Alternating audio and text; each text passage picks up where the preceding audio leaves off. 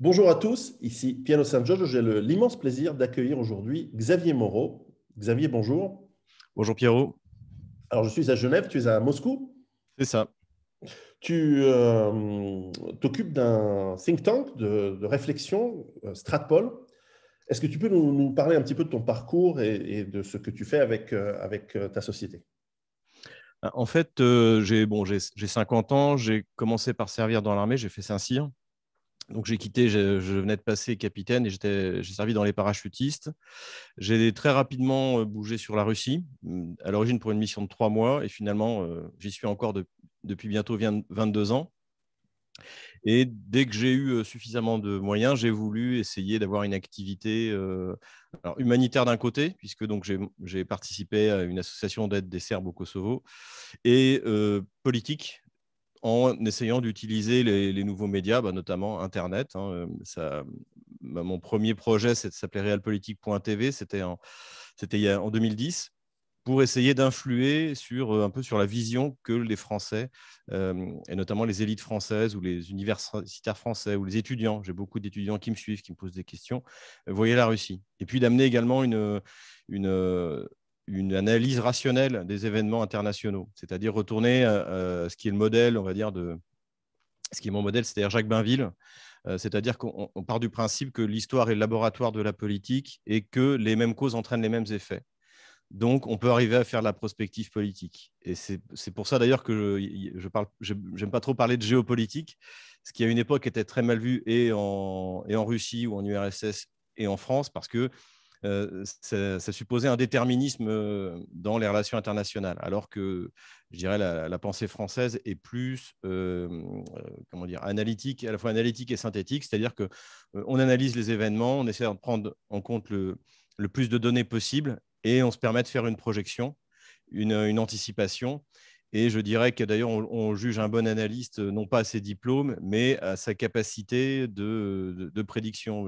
Le modèle, encore une fois, c'est Jacques Bainville, puisque en 1920, il publie Les conséquences politiques de la paix, et où il explique quand et comment va éclater la Deuxième Guerre mondiale. Alors, il mourra en 1936, je crois, donc il sera pas là pour voir à quel point il avait raison, mais il explique le corridor de Danzig, il explique la montée d'un pouvoir radical en Allemagne, etc., etc., que compter sur sur la Pologne pour contrepoids à l'Allemagne, c'est absolument c'est absurde, etc., etc. Donc voilà, tout ça est très bien analysé. Donc c'est mon but aussi, c'est-à-dire que j'essaie de faire des prospectives en me fondant sur des données rationnelles.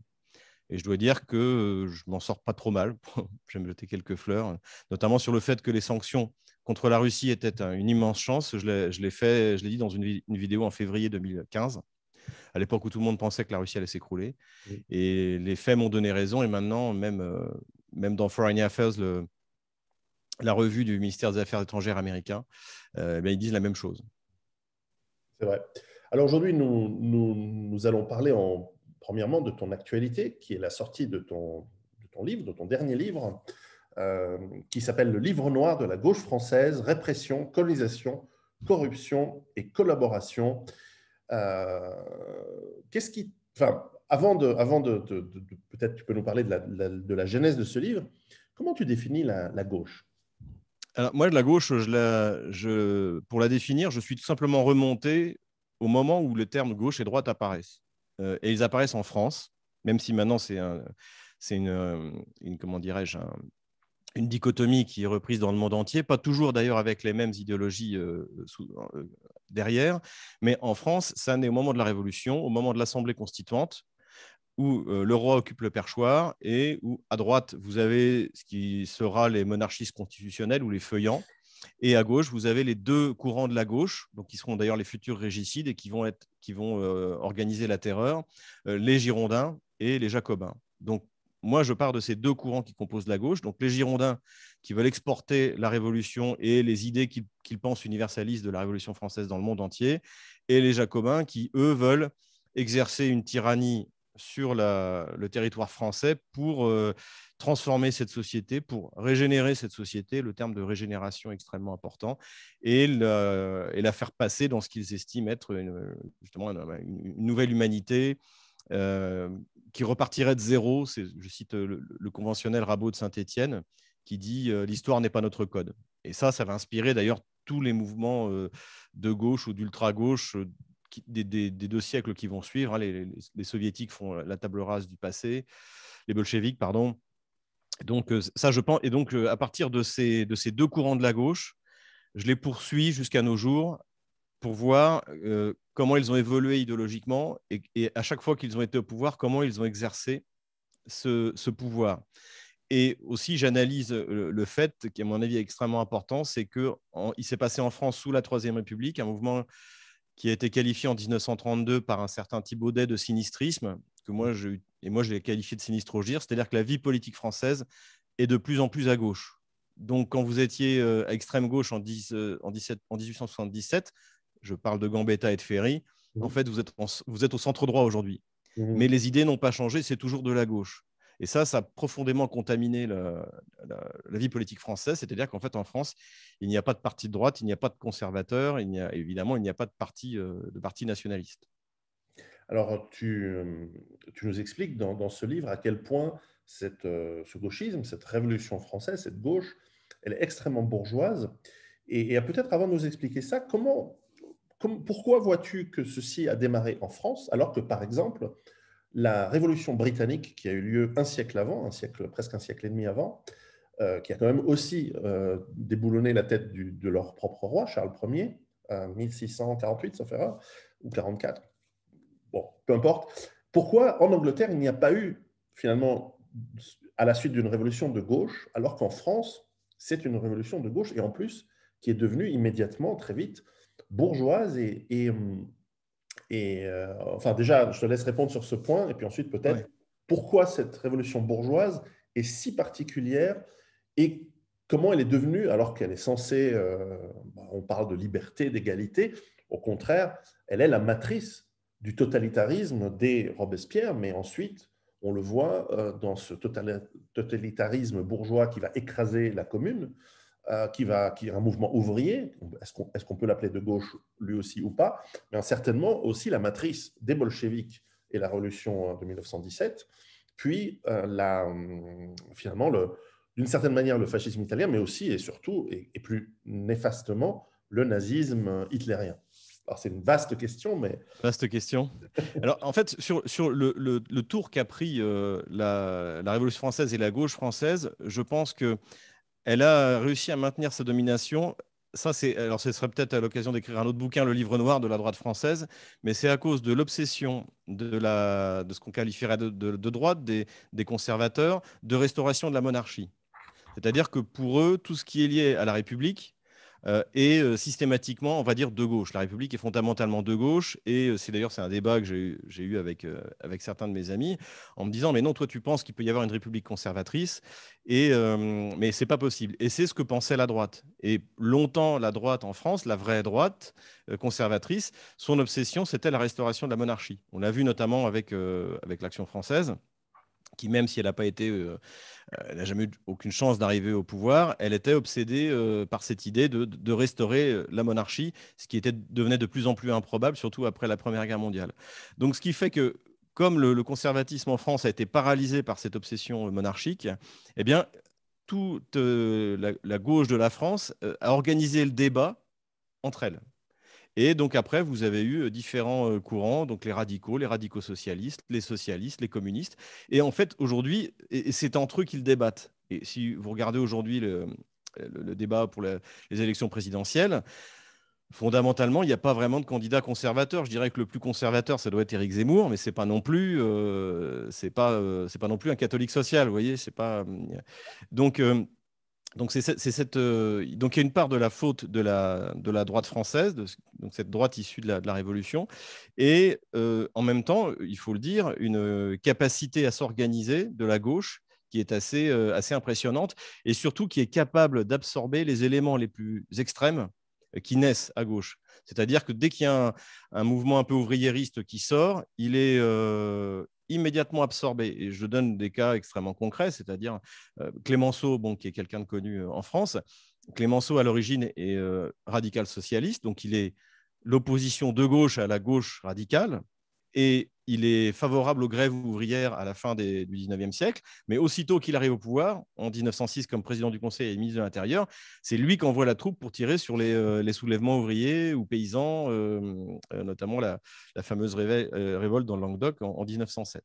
Donc, je pense que c'est cette capacité de la gauche bourgeoise, et donc la gauche, elle est bourgeoise de toute manière par sa composition. Il n'y a qu'à regarder d'où viennent Robespierre, d'où viennent Danton. C'est pas des gens qui sont issus du peuple.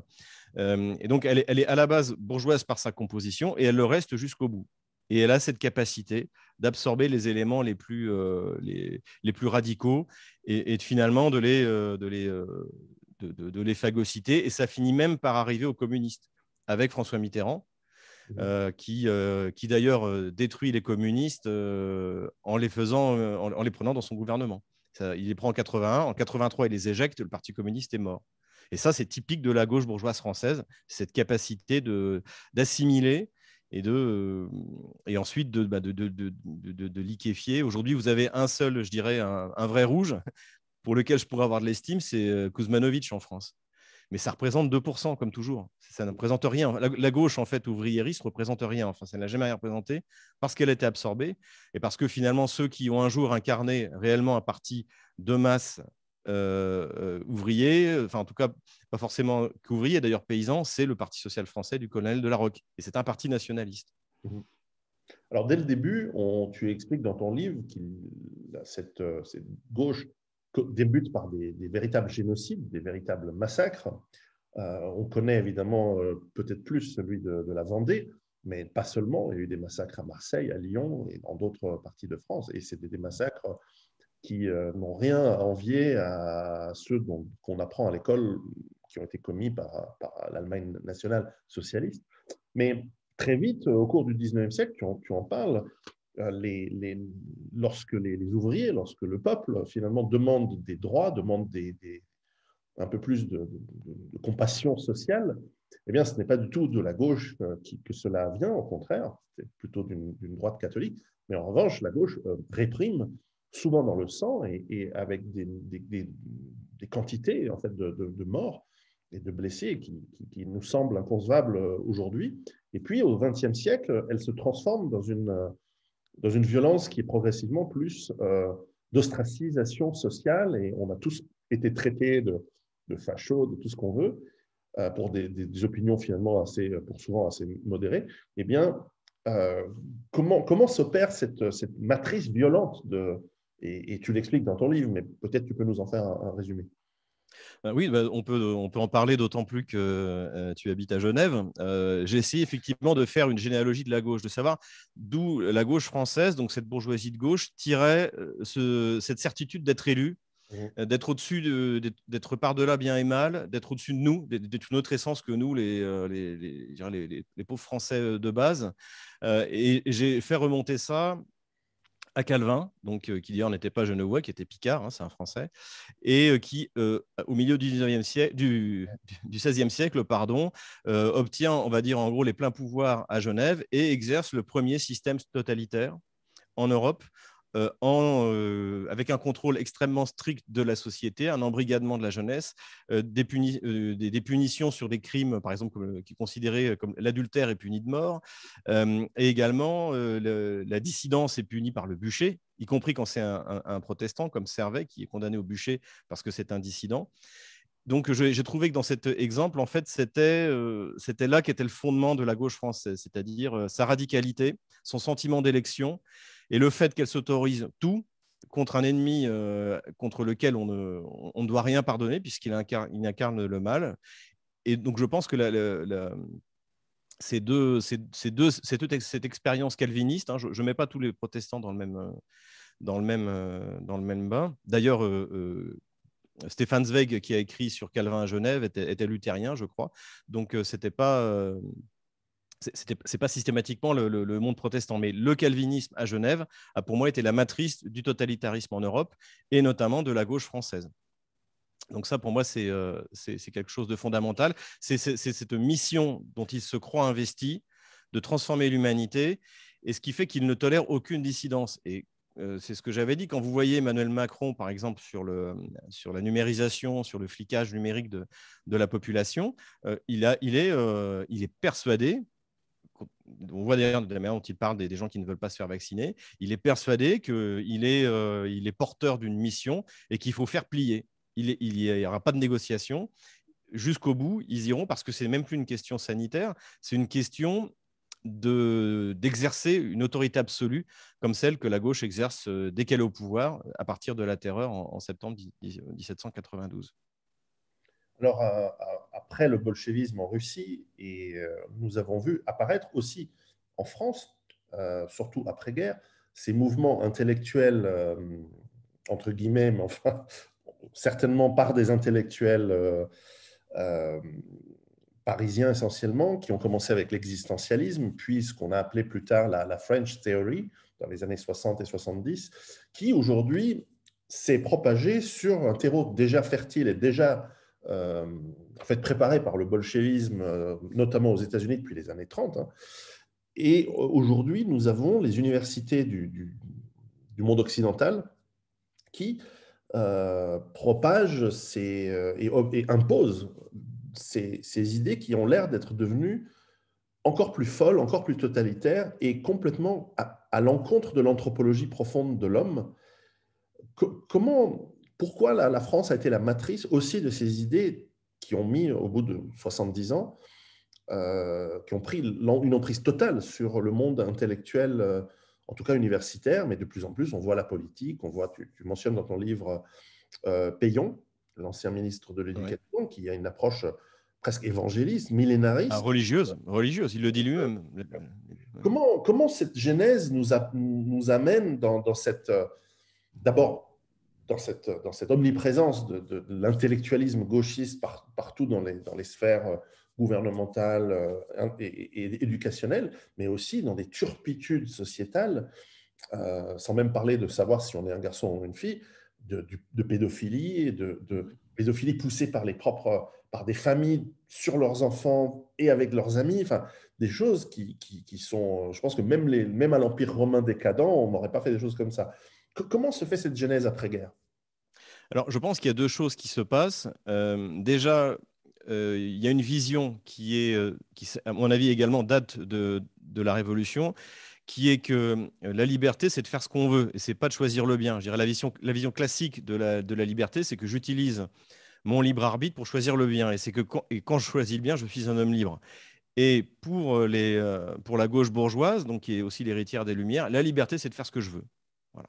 Et donc, comme en plus, derrière, il y a une idée d'élection alors, qui n'est plus divine, mais une idée que je suis d'une autre essence que les autres, dans ce cas, on s'autorise tout par-delà bien et mal, par-delà ce qui est conçu dans la société, on va dire, pour parler dans la morale naturelle. Et notamment, la pédophilie, normalement, le fait de s'attaquer aux enfants, c'est quelque chose qui, dans n'importe quelle civilisation, quasiment est interdit. Et eux sont capables et de le justifier et d'aller au-delà de ça.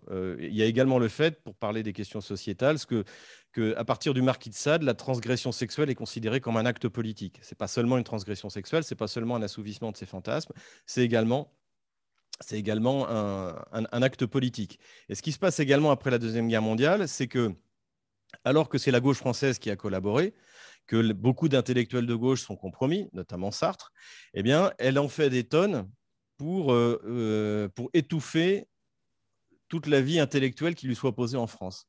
Et elle dispose pour cela du fait que ce sont les soviétiques qui ont gagné la guerre contre l'Allemagne. C'est absolument incontestable du point de vue du nombre de soldats allemands mobilisés sur le front de l'Est, du nombre de soldats allemands morts sur le front de l'Est. Et donc, il bénéficie, tout le monde a oublié le pacte germano-soviétique, et donc il bénéficie, on va dire, de l'ascendant de la gauche par le communisme sur la vie politique française. Et comme en plus, quelqu'un comme Sartre, par exemple, a beaucoup de choses à faire oublier, comme par exemple que ces pièces de théâtre sont jouées sous Vichy, ils en font des tonnes et ils utilisent on va dire, leur ascendant moral pour produire effectivement toutes ces idéologies déconstructrices qui, pour moi d'ailleurs, ne sont que la conséquence d'un cycle intellectuel qui a démarré avec les Lumières et la Révolution. Et surtout, à ce moment-là, apparaît également un autre courant intellectuel qui est mené par Aimé Césaire et Frantz Fanon et qui va aboutir aujourd'hui à l'indigénisme, c'est-à-dire où en fait il y a une critique de la colonisation comme étant le fait de l'homme blanc qui a volé les richesses de l'Afrique, qui a humilié, etc., etc., etc., donc qui doit payer à vie. Qui a en même temps une approche tribale, parce que moi, par exemple, je suis né en 71 et j'ai rien à voir avec la colonisation. Et donc, je ne vois pas en quoi j'aurais une responsabilité quelconque vis-à-vis de la colonisation. Mais là, en fait, on a une espèce de vision tribale de l'histoire où, en fait, vous avez des péchés que vous devrez payer, les péchés supposés ou réels de votre père, de votre grand-père, de votre arrière-grand-père. En gros, nous, Français, on pourrait demander des comptes à l'Italie pour la victoire de Jules César sur Vercingétorix. Il y a quoi? Donc, non, mais au point où on en est, pourquoi pas, hein. Et donc ça c'était idéologie destructrice, hein, qui est aussi pour moi une paresse intellectuelle, c'est-à-dire que c'est toujours plus facile de… En fait, on n'a plus des philosophes ou des penseurs politiques ou des clercs, on a des moralistes. Et vous regardez, Bernard-Henri Lévy n'est absolument pas un philosophe, Enthoven n'est pas un philosophe, c'est un moraliste et un tautologue, puisqu'il a un avis sur tout, sur les vaccins, sur la politique, sur le… Voilà. Et c'est, donc, il n'y a plus aucune réflexion philosophique, il n'y a plus de débat d'ailleurs, il n'y a plus de débat, réel débat politique. Mais en revanche, il y a une volonté de cette clique gauchiste de rester à la tête du mouvement intellectuel qui domine en France, de toute manière, dans tous les médias de grand chemin, comme dit notre ami Slobodan Despot. Et donc, je pense que c'est ça la caractéristique. Donc, il y a à la fois le fait de faire oublier que c'est la pensée de gauche qui a abouti par le pacifisme à la défaite et à la collaboration, dans sa volonté de créer un super État, alors qu'on aurait voulu social-démocrate, mais qui finalement sera national-socialiste.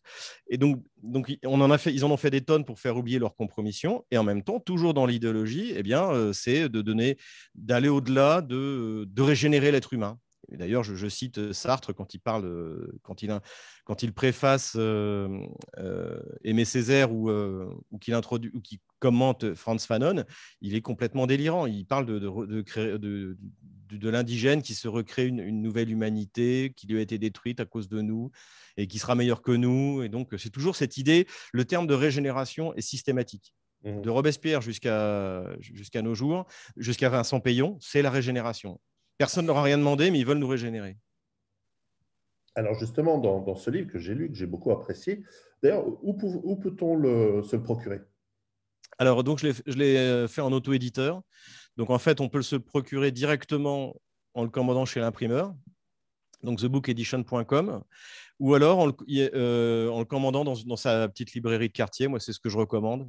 Pour moi, le plus intéressant, c'est directement de commander à l'imprimeur, mais la priorité, c'est qu'il faut donner, c'est aux librairies de quartier ou les sites internet amis qui le mettent en ligne. Et sinon, il est également disponible sur Amazon, sur Rakuten, peut-être à la Fnac. Je ne l'ai pas encore trouvé, mais normalement. Je mettrai le lien dans la description de la vidéo. Alors, ce gauchisme que certains ont appelé une maladie mentale, car il détruit le système immunitaire d'une nation, d'un peuple, tu montres jusqu'à aujourd'hui comment il a évolué et comment il s'est diffusé en pervertissant le monde. Alors, là me viennent deux questions. La première, c'est comment pouvons-nous redévelopper un système immunitaire? Comment pouvons-nous, alors que nous n'avons plus accès aux médias, enfin nous, les gens qui ont encore un peu de bon sens et qui ont peut-être envie de vivre et de survivre, parce qu'il détruit tout et tue tout sur son passage, tu le montres très bien, comment pouvons-nous lutter contre à titre individuel et peut-être à titre de mouvement, peut-être politique, ou tu ébauches quelques idées dans ton livre. Comment vois-tu ce combat contre cette horrible idéologie qui continue à se propager? Pour moi, il y a deux aspects. Il y a le combat, on va dire, politique en tant qu'action et l'aspect intellectuel. Et les deux sont indissociables. Il faut être doué pour l'action et la contemplation, comme le lieutenant Sturm de Ernst Jünger. Et donc, la première chose, c'est de se former intellectuellement. Et surtout, c'est de faire en sorte que la gauche cesse systématiquement de ramener tout, comme tu l'as très bien dit, au fascisme, au nazisme, Pétain, etc. etc. Pour ça, en principe, c'est assez simple. Tout est dans mon livre. C'est-à-dire que dès qu'un gauchiste commence à sortir ce que vous faites, c'est ce qu'a fait c'est ce qu'a fait le maréchal Pétain, bah, faut lui expliquer qui était le maréchal Pétain et qui étaient ses premiers ministres, qui étaient tous de gauche, que Pétain était l'homme de la gauche. Quand on nous parle de la colonisation, de l'esclavage, etc., bah, dit bah oui, mais la colonisation était un projet de gauche auquel s'opposaient les nationalistes, auquel s'opposait même une toute petite partie de la gauche. Et les guerres coloniales ont été menées par la gauche, par Vincent Auriol, pour ce qui a été de la première sous la 4e République, et c'est sous sa présidence que démarre la guerre d'Indochine notamment, et sous François Mitterrand, pour ce qui est de la guerre d'Algérie. Donc ça, on ne fera pas l'impasse de connaître un peu notre histoire. Et c'est pour ça aussi que j'ai fait ce livre. C'est aussi un livre pour des militants nationalistes. Sur tous les sujets sur lesquels la gauche nous attaque d'habitude, on peut montrer sans problème que c'est elle qui a commis les méfaits. Elle a une capacité d'inversion accusatoire qui est colossale et que c'est elle qui a commis ces méfaits. Mais mon but aussi, c'est pas que les gens ils soient totalement dans le combat historique. C'est pas une fois qu'on a réglé ça avec la gauche, c'est dire bah, maintenant parlons de ce qui se passe aujourd'hui, qui est le résultat de votre action depuis 2 siècles. Donc submersion migratoire, destruction de l'éducation, démographie, etc., etc. Et après, là aussi, on peut refaire un tour historique. Qu'est-ce qu'on aurait pu faire? Et moi, mon modèle, c'est justement le Parti social français du colonel de Larocque, qui est le plus grand parti qu'il n'y a jamais eu en France, y compris aujourd'hui, qui a eu au minimum 1 200 000 adhérents et qui regroupait de manière justement anti-marxiste à la fois la droite bourgeoise et on va dire la population, les ouvriers, les paysans. Donc un grand parti populaire qui aurait dû prendre le pouvoir si Hitler n'avait pas envahi la France. Il y avait des élections législatives au printemps 1940. Et en fait, Hitler, en envahissant la France, a sauvé la gauche française, qui, alors qu'elle aurait dû être écrasée, se retrouve en 1945 avec une domination qu'elle tient jusqu'à aujourd'hui, sauf peut-être pendant la période entre 1958 et 1969. Donc il faut revenir à la base, revenir à la raison. Il ne faut pas rentrer avec la gauche dans un affrontement émotionnel. C'est ce qu'elle fait. On voit bien d'ailleurs dans les débats, dès qu'il y a débat avec plus on est à gauche, plus on est dans l'émotion. Le fait de montrer un enfant mort sur une plage en disant qu'il est migrant, c'est pour nous faire c'est pour retirer la raison et la rationalité dans le débat politique. Et là-dessus, il ne faut pas y tomber. Mais quitte à quelquefois passer pour quelqu'un de froid et de sans cœur, mais c'est ça la politique. Et en tant que Français, c'est remettre l'intérêt supérieur de la France au centre du débat. Et enfin, un dernier aspect, à un moment ou à un autre, il faudra quand même définir ce que c'est que l'identité française.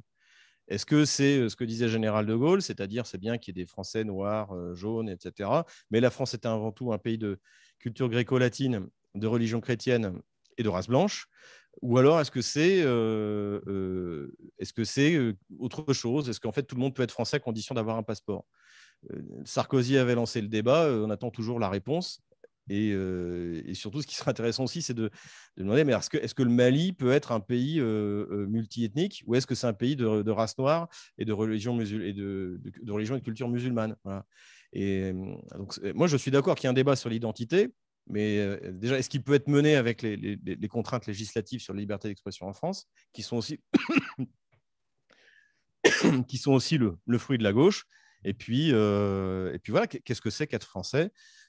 Donc, pour pouvoir traiter toutes ces questions-là, ça suppose un affrontement idéologique. Et pour ça, il faut être équipé. Et la connaissance de l'histoire de notre pays est un bon commencement auquel j'espère avoir contribué. Voilà. Et après, effectivement, il y a une action également politique à avoir. Alors, c'est très dur parce que nous n'avons pas beaucoup d'argent. Les conservateurs ou les nationalistes français n'ont pas de parti qui les incarne vraiment. Ou quand ils les incarnent, ça ne représente rien. Cela dit, faut aussi travailler dans la durée. Ce que je vois, c'est qu'à gauche, il n'y a plus rien. On ne produit plus rien. Quand on regarde aujourd'hui Jean-Luc Mélenchon, son dernier meeting, c'est même c'est comique, avec une espèce de planète. Donc, on a une espèce de néopaganisme planétarien, je ne sais pas comment appeler ça. Gaïa. Euh, Gaïa, ouais, l'adoration de, l'adoration de Gaïa, avec en plus alors un indigénisme qui justement qui n'a aucun fondement historique, Mhm. qui d'ailleurs met en danger leurs idoles. Voltaire était raciste, Jules Ferry pardon était raciste, donc en fait ils sont même en train de s'autodétruire. Et par exemple, ce dont se rend pas compte Jean-Luc Mélenchon, c'est qu'il sera le premier à être grand remplacé, Ah, bien parce sûr. que c'est un mâle blanc. Et que si pour lui, l'immigration, ça permet à des gens comme lui, par exemple, d'avoir je sais pas, des compagnes qui ont 25 ans de moins, pour le français de base, l'immigration, c'est pas ça, c'est de l'insécurité, c'est du trafic de drogue en bas de sa cage d'escalier, c'est sa fille qui se fait emmerder quand elle rentre du lycée ou de l'université. C'est ça la réalité. Donc c'est pour ça qu'on est même la gauche aujourd'hui est en bout de course. Et il faut arriver à poser les vraies questions. Mais il faut être extrêmement prudent parce qu'effectivement, du point de vue législatif, alors heureusement, on a le général de Gaulle qui a fait cette citation, qui avait cette phrase que j'ai citée. Mais lui, à mon avis, on le dirait aujourd'hui sans citer le général de Gaulle, c'est la 17e chambre correctionnelle. Bien sûr. Donc voilà, à un moment, et en même temps, il faut éviter d'être dans la provocation parce qu'on peut dire beaucoup de choses sans tomber sous le coup de la loi. Mais il faut être très prudent. Et quand on risque la dissertation correctionnelle, eh ben, faut délicatement envoyer, allez lire ça, voilà. Mais pour l'instant, je vois que ça. Pour l'instant, je vois que le méta politique, en espérant que ce mouvement d'extrogir, de société française qui passe à droite, qu'a bien analysé Guillaume Bernard, finisse par se reconnaître dans ses élites. Et en soi, d'ailleurs, l'arrivée de Zemmour, c'est une droitisation de la vie politique française. Mhm. Qu'on aime Zemmour ou qu'on n'aime pas. C'est les thèmes qu'il aborde, qui sont d'ailleurs centrales maintenant dans l'élection. Même Valérie Pécresse nous parle de Karcher, avec toute la crédibilité qu'elle a dans ce domaine. C'est déjà un progrès. Et il arrivera un moment où ça aura forcément des conséquences au niveau des élites politiques. Donc, il faut tenir bon, travailler, travailler, travailler. Encore une fois, la gauche est incapable de sortir quoi que ce soit de conceptuel, d'intelligent aujourd'hui. Ou alors, je suis prêt à... Elle ne fait que ressasser les vieilles rengaines avec en plus cet indigénisme idiot. Quand on voit ce que l'indigénisme a amené comme personnalité politique en France, mais c'est une véritable catastrophe. C'est une véritable catastrophe entre, comment il s'appelle, Rocala Diallo, Daniel Obono, Sibeth Ndiaye, le footballeur, là, j'oublie toujours son nom, qui maintenant nous donne des leçons de racisme depuis qu'il s'est acheté une paire de lunettes. C'est vraiment, c'est le niveau zéro. Et je dirais même, c'est même humiliant pour, Oui. pour les citoyens français issus de l'immigration, d'avoir de telles personnes qui les représentent. Donc je pense que la gauche est en bout de course. Je pense que les temps qui viennent en France vont être extrêmement difficiles, parce qu'en plus notre pays est ruiné. Mais bon, on en a vu d'autres. Et donc, moi, en plus, j'ai l'espérance. Et je suis persuadé qu'à un moment ou à un autre, on pourra rebondir. Ça ne viendra pas forcément de là où on l'imagine. Mais je reste raisonnablement optimiste. Alors, ça me permet d'embrayer sur peut-être la deuxième partie de notre entretien, qui est sur la Russie, et qui, comme dans une moindre mesure peut-être l'Europe plutôt de l'Est, et certainement l'Asie et le reste du monde, enfin le reste du monde non occidental, semble être pour l'instant immunisé face à cette gauche et développe des anticorps. Alors, tu résides depuis, comme tu l'as dit, depuis une vingtaine d'années en Russie, et aujourd'hui à Moscou. Comment la Russie euh, se renforce alors que l'Occident s'affaiblit? Comment la Russie a développé ses anticorps face à ce gauchisme qui a essayé clairement, poussé par les États-Unis en premier lieu, de s'imposer également dans ce grand pays? Alors, il y a un paradoxe, c'est que je pense que le communisme a immunisé en partie et sur la société russe du gauchisme.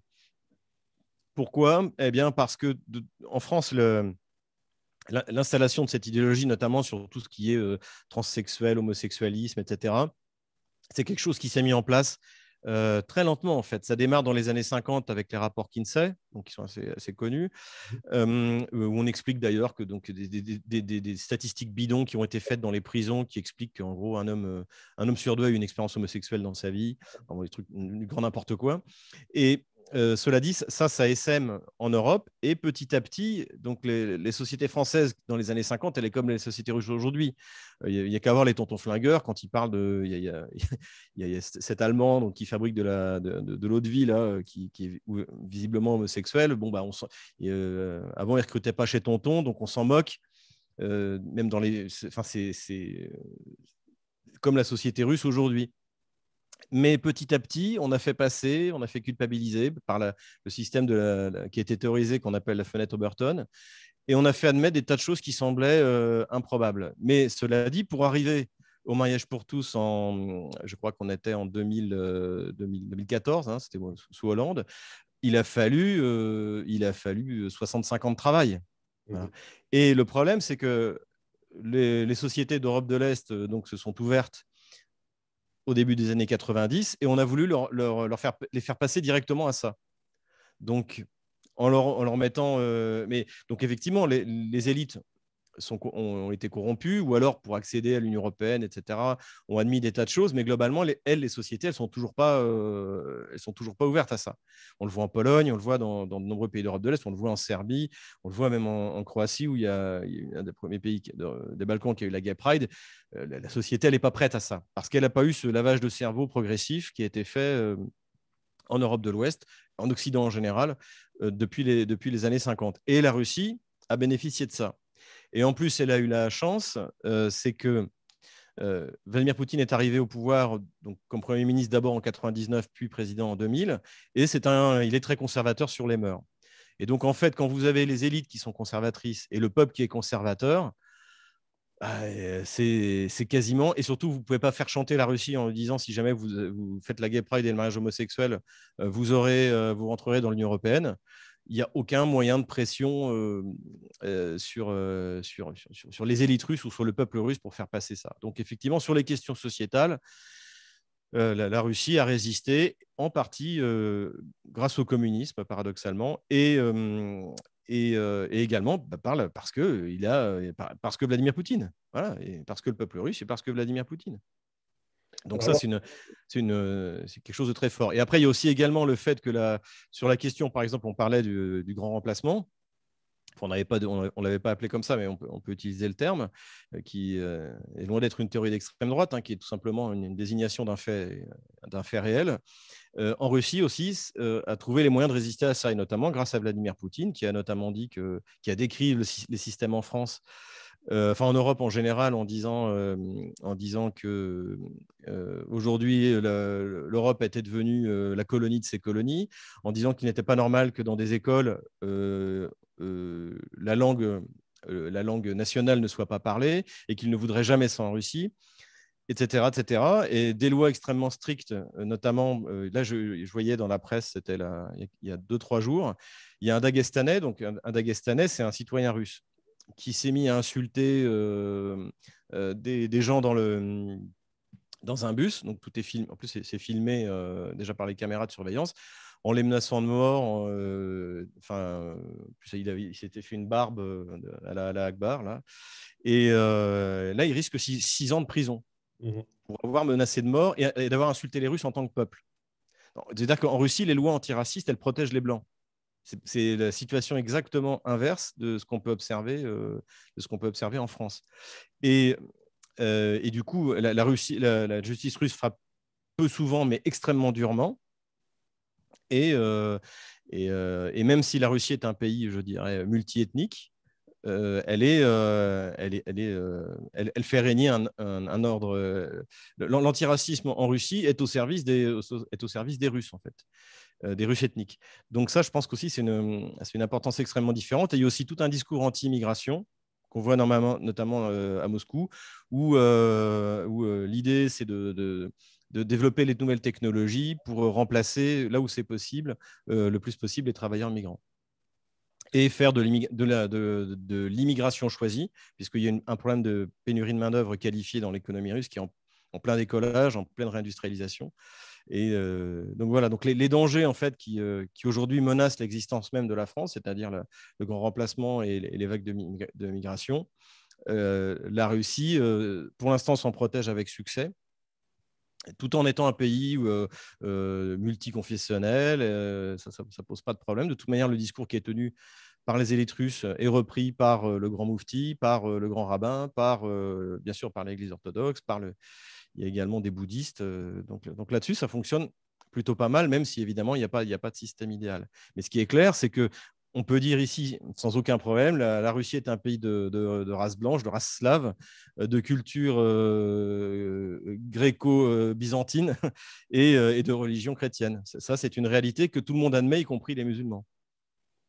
Alors, lorsque la subversion, lorsque l'infiltration, le soft power ne fonctionne pas, il y a toujours la tentation de la part de l'Occident vis-à-vis de la Russie de déclencher des guerres par proxy, des guerres sur la périphérie, bien que la périphérie, avec l'Ukraine, justement, se soit rapprochée du cœur de la Russie. Depuis quelques années, mais particulièrement ces dernières semaines, il y a une offensive médiatique en Occident on nous parle de la Suède qui mobilise pour défendre ses îles, des choses absurdes. Mais par rapport à l'Ukraine, là, on a une plausibilité de conflit qui, au cours des 2 dernières années, est passé très proche d'une conflagration réelle. Qu'en est-il Alors, je crois que tu es comme moi, tu ne crois pas que finalement, par la diplomatie habile des Russes récentes, les risques de guerre ont été soudain réduits à néant. En tout cas, aujourd'hui, on est au 20 janvier 2022. Comment tu vois la situation évoluer en Ukraine et éventuellement l'agressivité de l'Occident vis-à-vis de la Russie peut-elle amener une guerre, en fait? Alors, il n'y a qu'une seule chose qui pourrait entraîner une guerre actuellement en Ukraine, c'est si Kiev décidait de lancer une opération de nettoyage ethnique, ce que les élites ukrainiennes appellent depuis septembre 2014 la solution croate, en faisant référence à l'épuration ethnique de la Krajina en 1995. La Krajina serbe. Donc, c'est si Kiev déclenchait ça, puisque de toute manière, la Russie l'a dit ouvertement, le chef d'état-major Gerasimov l'a répété, si Kiev lance une opération militaire pour liquider les républiques populaires, la Russie rentrera en guerre, la Russie pénétrera sur le territoire ukrainien. Donc, c'est la seule chose qui pourrait déclencher ça. Pour que Kiev fasse ça, ils doivent obtenir l'autorisation de Washington, puisque ça va forcément impliquer, ça aura des répercussions mondiales. Or, Washington a dit clairement qu'il n'interviendrait pas militairement pour défendre Kiev.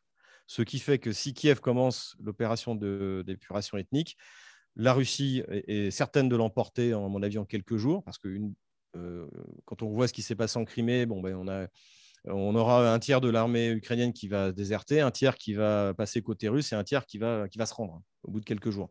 Donc ça veut dire que pour Joe Biden, ce sera une défaite, même s'il prend des sanctions, dont les Russes d'ailleurs aujourd'hui se contrefichent. Ce sera une défaite à la veille des élections de mi-mandat au mois de novembre. Donc c'est pour ça que je ne pense pas qu'il y ait dans l'immédiat un risque de guerre, parce que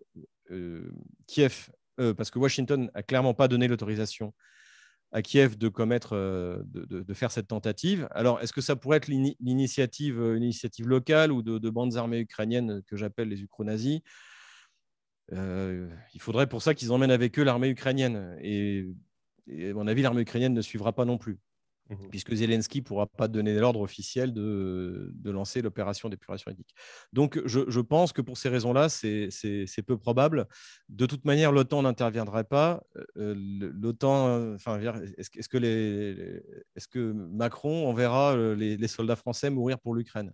Pour Kiev d'ailleurs, pas pour l'Ukraine. La moitié, au moins un tiers et sans doute la moitié de l'Ukraine passera côté russe sans combat, c'est évident.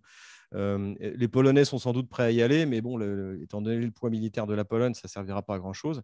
Donc en fait, on est plutôt dans une impasse qui est favorable à la Russie. Parce qu'en fait, quand la Russie a été, par Maïdan, en gros, éjectée d'Ukraine, elle a cessé de financer l'Ukraine. La Russie, entre le gaz pas cher, les prêts, les coopérations, les dons, les prêts d'argent qui en fait n'ont jamais été remboursés, la Russie ça a été calculé à l'époque, en 2014, a donné 10 milliards de dollars par an depuis l'indépendance de l'Ukraine. Donc, il fallait que quelqu'un prenne le relais pour ça. Et je ne sais pas pourquoi, mais les élites occidentales ont cru qu'après Maïdan, la Russie continuerait à financer l'Ukraine, qui allait mener une politique anti-russe. Évidemment que ça ne s'est pas passé. Et aujourd'hui, personne ne veut mettre la main à la poche pour financer l'Ukraine à perte. Et surtout que dans la tradition américaine, la prise de contrôle des États se passe par la corruption des élites. Donc, en principe, pour les États-Unis, c'est jamais très cher de mettre la main sur un pays. Il suffit de convaincre idéologiquement et pourquoi pas financièrement les élites de suivre. C'est ce qu'on voit en Ukraine. Mais le problème, c'est que ça ne suffit pas pour l'Ukraine. C'est que la situation économique est catastrophique. La désindustrialisation a atteint des niveaux irréversibles.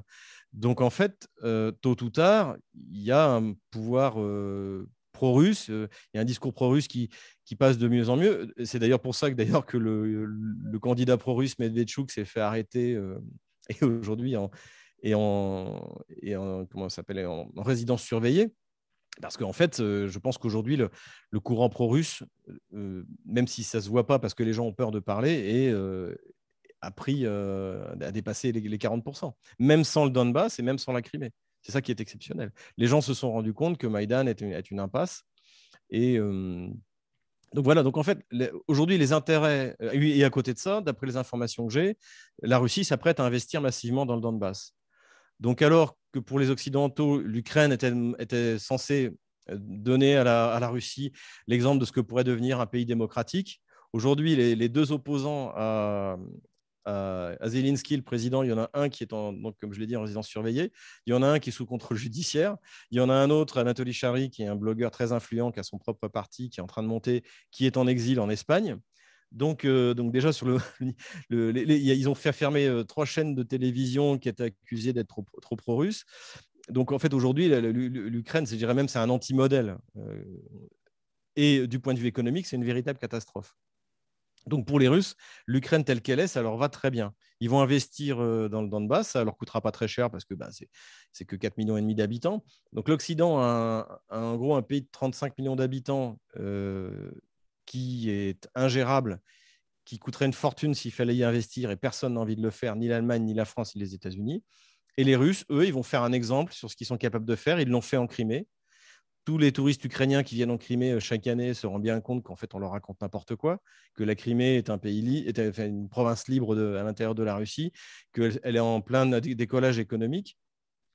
Et à terme, ils vont voir ça également dans le Donbass. Vous allez avoir autour de Donetsk et de Lugansk des pôles économiques qui vont montrer au reste de l'Ukraine que l'Occident et que Maïdan a été une escroquerie. Donc voilà, ni la Russie ni Washington, pour l'instant, n'ont intérêt à un conflit armé. Mais cela dit, si vous regardez d'ailleurs, on revit un peu le psychodrame qu'on avait vécu au début de l'année 2000, au printemps 2021, où également on nous annonçait que toujours il y avait des concentrations de troupes russes à la frontière. Du côté ukrainien, on parlait ouvertement d'une opération de nettoyage ethnique. Et puis finalement, ça n'aboutit à rien. Déjà pour des raisons climatiques, c'est-à-dire que on ne fait pas la guerre au printemps dans les plaines d'Ukraine. Il n'y a qu'à demander aux Allemands ce qu'ils en pensent, parce que c'est de la boue partout, donc ni au printemps, ni à l'automne. Et d'ailleurs, aujourd'hui, si réellement les Ukrainiens voulaient lancer une offensive, il leur reste un mois et une semaine. À partir du mois de mars, il va commencer à pleuvoir, ça va commencer à être le dégel. Plus personne ne peut manœuvrer. Donc voilà, donc je pense qu'il y aura, pour des raisons à la fois techniques et diplomatiques, et à mon avis sur le fait qu'on est dans une nouvelle phase où Biden veut s'entendre avec Poutine pour concentrer ses forces contre la Chine, je pense pour toutes ces raisons, il y aura pas de conflit, en tout cas pas jusqu'au mi-terme en Ukraine. Tant mieux. Et peut-être alors j'encourage ceux qui nous écoutent à souscrire à ta chaîne Stratpol sur YouTube. Tu as des analyses très, très fines. Et puis récemment, tu as très bien, je crois, analysé la situation au Kazakhstan. Je crois que tes prévisions étaient parfaites. Tout s'est passé exactement comme tu pensais. Alors peut-être pour terminer, on passe sur un sujet peut-être plus délicat. La situation de la crise sanitaire. on doit prendre les mots en fonction d'où je vais publier cette vidéo. On doit faire très attention à la censure, c'est incroyable. La situation sanitaire en Russie est dépeinte en Occident comme étant une catastrophe depuis 2 ans où les gens tomberaient comme des mouches dans les rues, etc. Moi, j'y ai été, on s'est rencontrés. Ça n'a pas du tout l'air d'être le cas. Où en est-on à l'âge d'Omicron aujourd'hui, janvier 2022, avec une vaccination, je ne sais pas quel a été le succès ou non et l'efficacité ou non de Sputnik, entre autres. Je crois qu'il y a d'autres vaccins disponibles en Russie. Où en est la situation sanitaire en ce moment en Russie? Alors effectivement, le virus variant Omicron est arrivé en Russie il y a une semaine à peu près.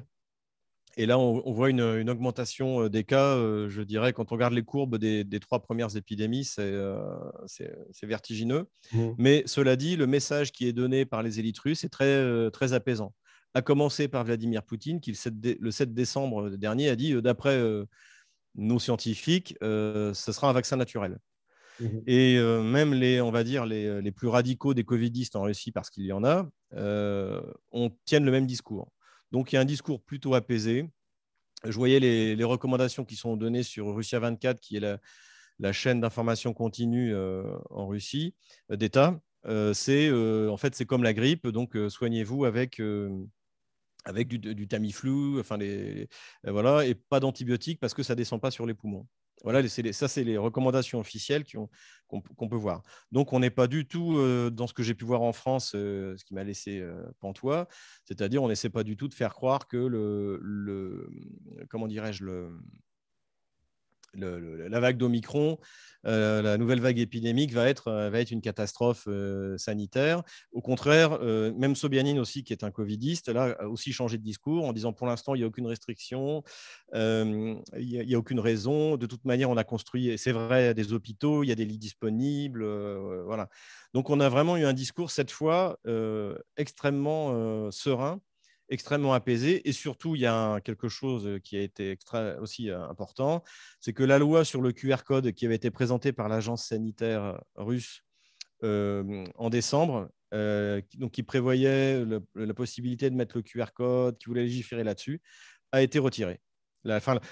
Toute la partie sur le QR code a été retirée à la demande de Vladimir Poutine, sous l'instigation du président du Parlement, Volodine, donc qui est le chef du parti Russie Unie au Parlement. Donc, c'est ce que j'avais analysé, j'avais un peu l'espoir que j'avais en décembre. Ils sont plutôt en train de démonter tout ce qui a été mis en place et qui a eu aussi ses côtés aberrants, même si on est loin de ce qui s'est passé en France ou en Israël.